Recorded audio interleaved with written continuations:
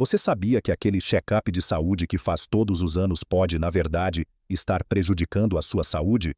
Pois é, trata-se de uma verdade chocante que os grandes hospitais universitários jamais dizem em voz alta. Eu sou o Dr. Baek Jun Yong, clínico geral, com mais de 60 anos de experiência. Já fui chefe de clínica em hospital universitário e, aos 90 anos, continuo atendendo pacientes. Foram dezenas de milhares ao longo da vida. Hoje, neste vídeo, vou compartilhar toda a sabedoria que reuni em 6 décadas de prática médica. Se você investir apenas 5 minutos, poderá economizar centenas de milhares de reais e descobrir quais exames realmente são necessários.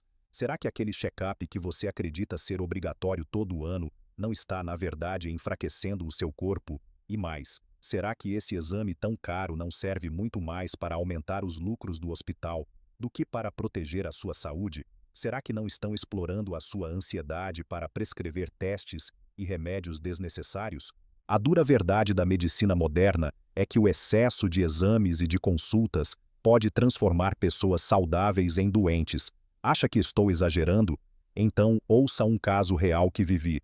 A senhora Kim Young-suk, de 67 anos, fazia religiosamente exames completos todos os anos. Num desses check-ups, um exame de ressonância identificou pequenas alterações na substância branca do cérebro, algo comum no envelhecimento. No entanto, quando recebeu o resultado, ela entrou em pânico, passou a acreditar que teria um AVC ou desenvolveria demência em breve. Daí em diante, sua saúde se deteriorou rapidamente, não pela doença, mas pela ansiedade e pela depressão que se instalaram. Acabou ainda tomando remédios que não precisava. O medo provocado pelo exame fez mais mal que qualquer doença real. E eu, aos meus 90 anos, faço apenas o mínimo de exames necessários. Não crio preocupações inúteis com resultados irrelevantes. Faço apenas o que realmente é essencial. Graças a isso, cheguei até aqui sem grandes doenças, vivendo uma velhice ativa e saudável. Hoje vou revelar a vocês 3 exames que, após os 60 anos, podem fazer mais mal do que bem. E também 2 exames que você jamais deve deixar de fazer. O primeiro dos desnecessários é justamente um dos que os grandes hospitais mais insistem em vender aos idosos. Vou explicar claramente por que ele não é indicado para a maioria das pessoas e em quais situações, sim, faz sentido. Por isso peço que me acompanhe até o final. Assim você vai descobrir segredos valiosos sobre exames desnecessários que quase ninguém comenta. A medicina moderna é fantástica, mas nenhum exame serve para todas as pessoas em todas as circunstâncias. O que vou compartilhar é fruto de 60 anos de experiência, conselhos sinceros para que você tome decisões inteligentes sobre sua saúde.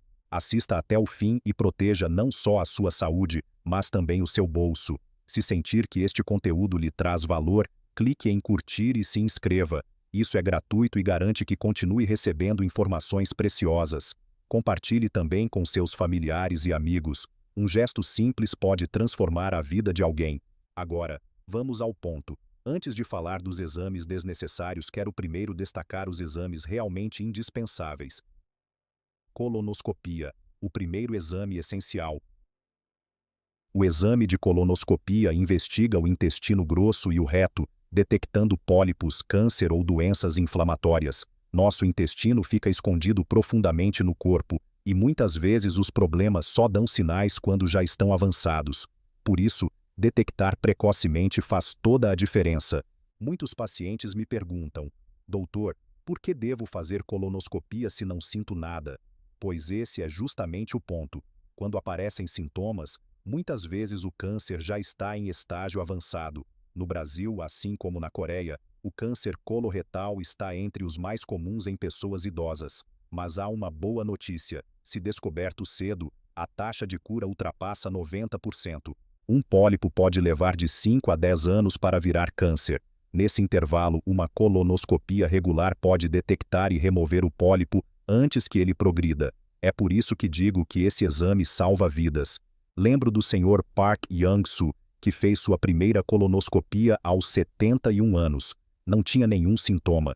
No entanto, encontraram pólipos de até 5 centímetros, já com células cancerígenas iniciais. Eles foram removidos ali mesmo, e ele se curou sem precisar de tratamentos adicionais. Ele me disse: doutor, O Senhor salvou minha vida. Eu ficava adiando porque não sentia nada. Desde então, ele repete o exame a cada 3 anos. Eu mesmo, como médico, também faço colonoscopia desde os 60 anos. Aos 75, retiraram um pequeno pólipo. Mesmo nós, médicos, não estamos imunes. Já vi colegas que adiaram o exame e acabaram sofrendo com câncer avançado. Na minha longa experiência, percebi que pacientes que mantêm colonoscopia regular desfrutam de uma velhice muito mais saudável que aqueles que não fazem. Mas afinal, quando e com que frequência realizar? A Sociedade Coreana de Endoscopia Digestiva recomenda iniciar aos 50 anos. Se o resultado for normal, repetir a cada 5 anos. Se houver pólipos, o intervalo varia de acordo com tamanho e quantidade. Acima dos 75 anos, quem estiver em bom estado geral pode continuar. Já depois dos 80, deve-se avaliar caso a caso com o médico. Eu mesmo, aos 90, decidi parar. Todo exame tem benefícios e riscos e precisamos pesar ambos. Segundo o Centro Nacional de Câncer da Coreia, a colonoscopia reduz em até 70% a mortalidade por câncer coloretal. Quando descoberto cedo, mais de 90% dos pacientes sobrevivem 5 anos ou mais. Já no estágio avançado, a taxa cai para cerca de 14%.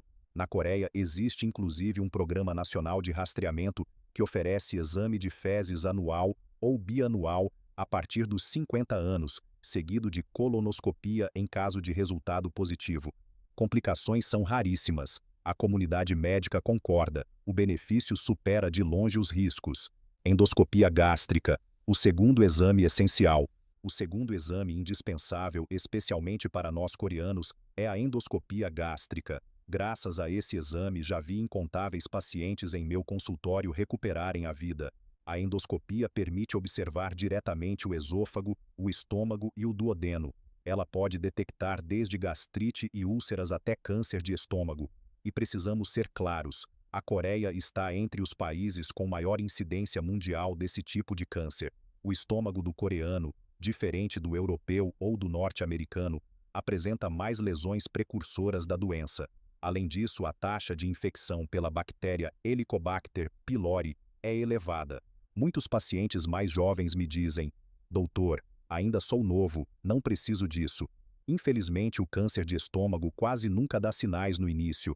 Quando aparecem sintomas como dor ou má digestão, muitas vezes já é tarde demais. Se detectado precocemente, o índice de sobrevivência em 5 anos ultrapassa 95%, mas se for um câncer avançado, essa taxa cai para menos de 30%.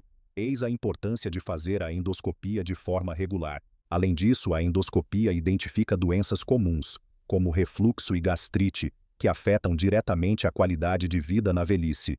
Até tosse crônica e dor no peito causadas por refluxo podem ser investigadas.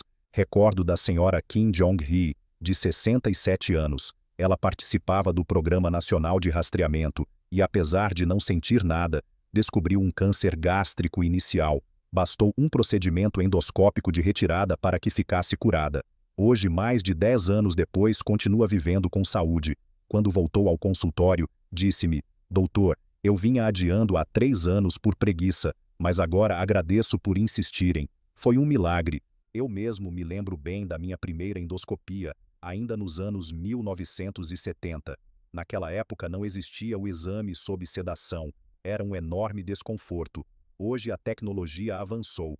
A maioria faz sob anestesia leve, sem incômodo. Desde os meus 60 anos, faço endoscopia a cada 2 anos. Aos 70, encontrei gastrite atrófica e metaplasia intestinal, lesões que aumentam o risco de câncer. Desde então, passei a fazer anualmente.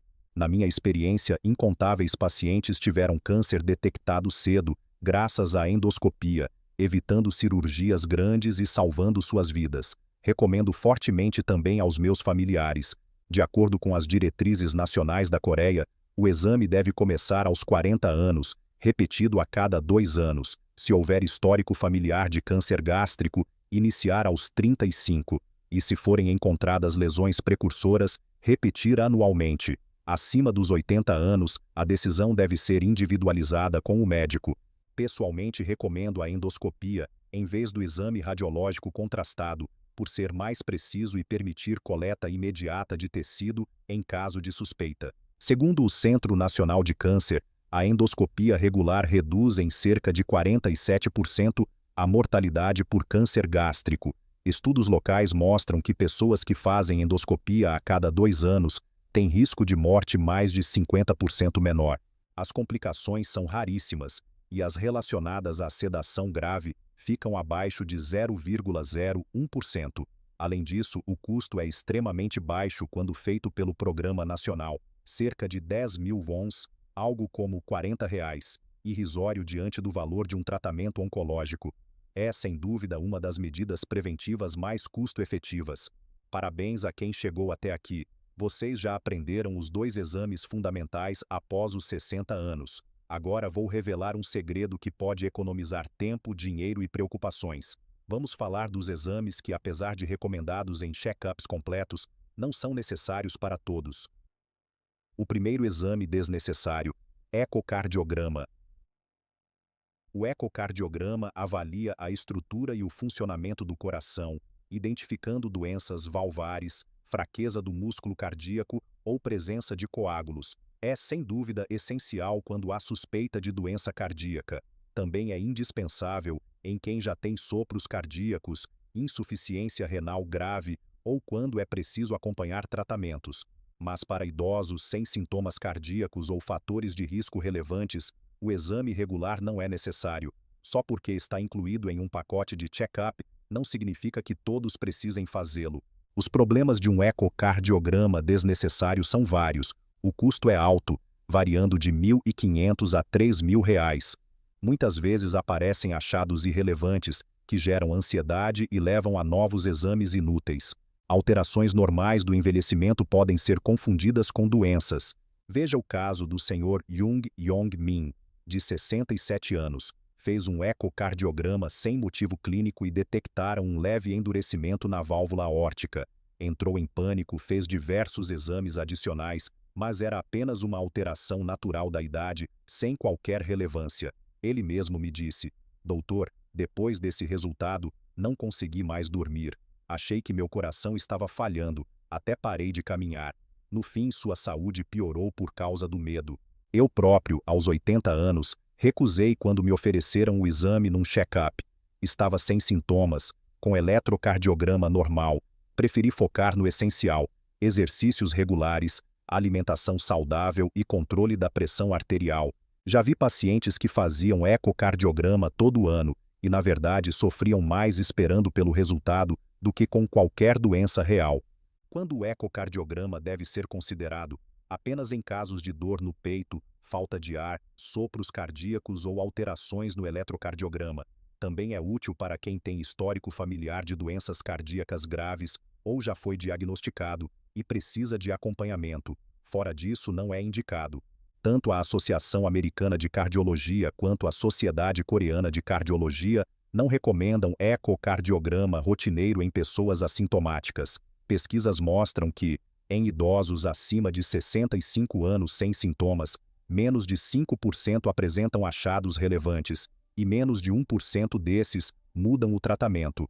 Ou seja, para prevenir doenças cardíacas, muito mais eficaz que gastar com ecocardiogramas desnecessários é manter hábitos saudáveis, controlar a pressão e praticar atividade física.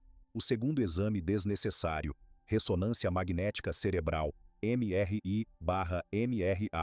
A ressonância magnética, MRI, mostra a estrutura do cérebro, e a angiografia por ressonância, MRA, examina os vasos sanguíneos cerebrais. São exames extremamente úteis quando há suspeita de tumor, sangramento, derrame ou outras alterações neurológicas. Em casos de dor de cabeça intensa, tontura, paralisia súbita ou alterações na fala e na memória, esses exames são indispensáveis. As imagens de alta resolução permitem identificar até pequenas lesões.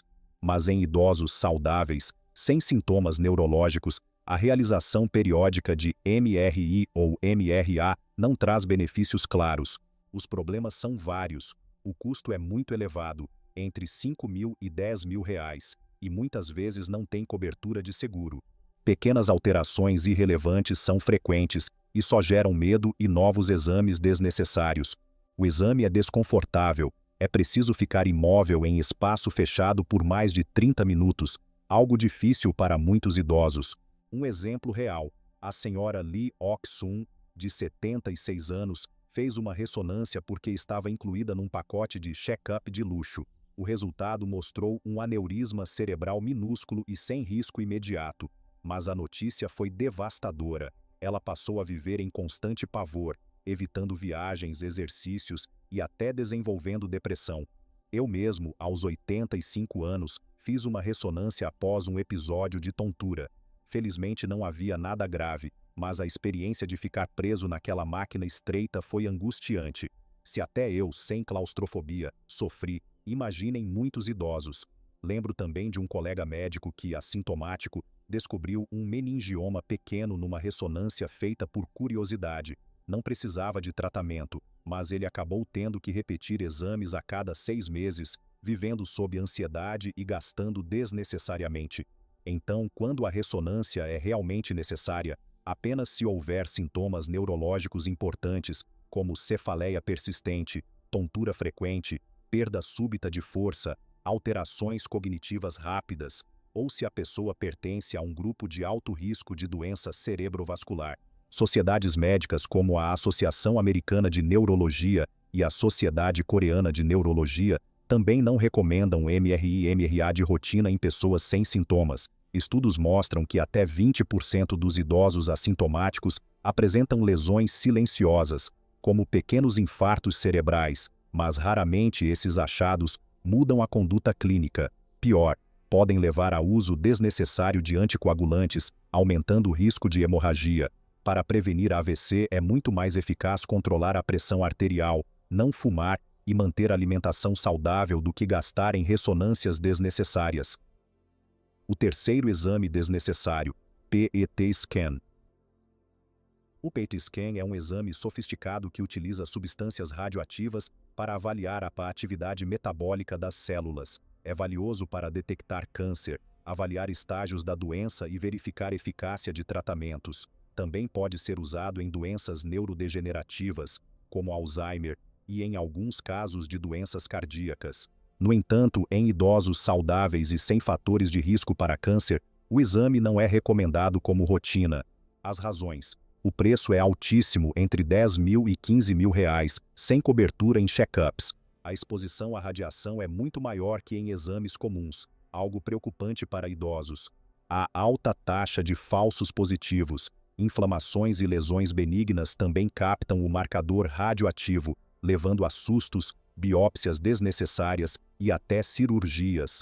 Veja o caso do Sr. Kang Dong-soo, de 73 anos. Sem sintomas, fez um PET scan em pacote premium. Encontraram aumento de metabolismo na tireoide. Ele passou por biópsia, sofreu semanas de angústia, até descobrir que era apenas um nódulo benigno. Ele mesmo relatou: "Doutor, foi um mês de terror. Não dormia, vivia com palpitações, pensando no pior." Eu também já passei por isso. Aos 85 anos, fiz um PET scan por conta de uma tosse persistente. Felizmente não era câncer, mas a semana de espera pelo resultado foi uma das mais longas da minha vida. Essa experiência me fez entender na pele como exames desnecessários podem ser mais cruéis que a própria doença. Então, quando considerar um PET scan, apenas em casos de câncer já diagnosticado, sintomas graves sem explicação, achados suspeitos em outros exames, ou quando é preciso diferenciar doenças degenerativas. Sociedades como a Associação Americana de Oncologia Clínica e a Sociedade Coreana de Medicina Nuclear não recomendam o uso de PET scan como triagem em pessoas sem sintomas. Estudos mostram que menos de 2% dos achados em PET scan de rotina acabam sendo câncer verdadeiro, e a maioria poderia ser detectada por exames mais simples, como colonoscopia, endoscopia ou mamografia. Além disso, a dose de radiação equivale a 70 a 100 vezes a de uma radiografia simples de tórax. Para idosos, a soma desses riscos precisa ser considerada com muito cuidado. Conclusão: para prevenção e diagnóstico precoce, é melhor investir em exames específicos para cada órgão, aliados a hábitos saudáveis, do que em um PET scan de corpo inteiro, sem indicação. Lições de 60 anos de medicina. Hoje falamos dos exames que valem a pena, colonoscopia e endoscopia gástrica, e daqueles que podem prejudicar mais que ajudar, ecocardiograma, MRI, MRA e PET scan. A grande lição da minha vida profissional e pessoal é que os exames também devem ser personalizados. Não existe um pacote universal que sirva para todos. Colonoscopia.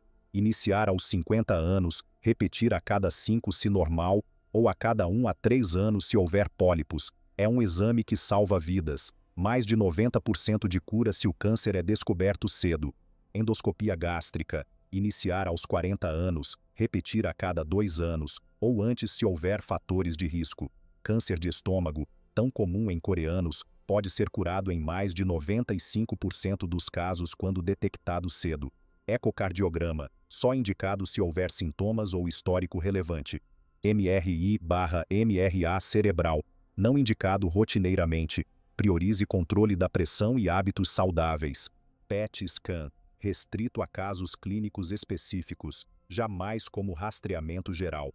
O segredo de um envelhecimento saudável não está em acumular exames caros, mas em prevenção equilibrada, diagnóstico precoce quando necessário e, sobretudo, hábitos de vida saudáveis, alimentação correta, sono adequado, evitar cigarro e cultivar relações sociais significativas. Como médico e como idoso de 90 anos, afirmo com convicção, muitas vezes o que protege nossa saúde não é o hospital, mas nossas escolhas diárias. E você? Quais exames já fez que realmente ajudaram? Ou quais achou desnecessários? Compartilhe sua experiência. Pode iluminar a vida de outros. Não esqueça de curtir este vídeo, se inscrever no canal e ativar o sininho para acompanhar os próximos conteúdos. Que cada um de vocês faça escolhas sábias e viva uma velhice saudável e plena. Muito obrigado.